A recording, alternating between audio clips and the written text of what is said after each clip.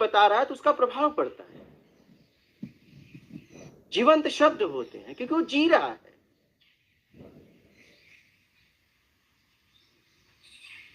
तो मिला जुला के बस इतना ही लिखना था, ईमानदारी सत्कर्म।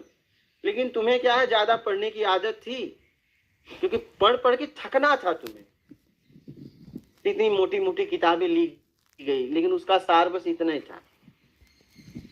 जैसे एक कहानी है, एक था राजा एक था रानी, क्या हुआ, शादी विवाह किए, बच्चे हुए, फिर क्या होगा, वो शादी विवाह करेंगे, उनके बच्चे हुए, फिर क्या होगा, यही चलता रहेगा।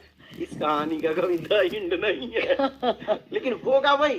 अरे आपके पिताजी ने शादी करके क्या किया, वही तुम कर रहे हो, वही अपने बच्चों को दे रहे हो, कर क्या रहे हो, घुमा फिरा के वही नहीं। तो घुमा फिरा के किताबों में इतना ही लिखा है, ज्यादा नहीं लिखा है।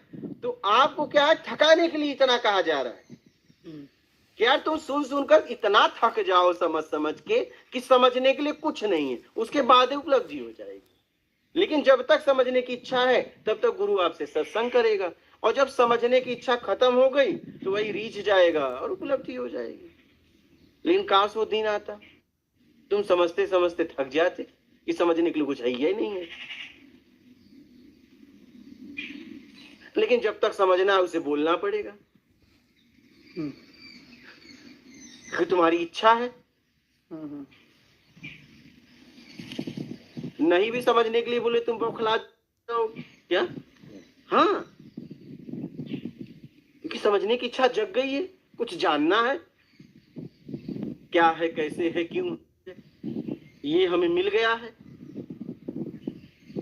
और जानने में लगता है मैं कुछ हूं क्या, लेकिन तुम जानने में कुछ होने का भ्रम है, तुम जानने में ही तो भटकाओ, जानना ही भटकाओ।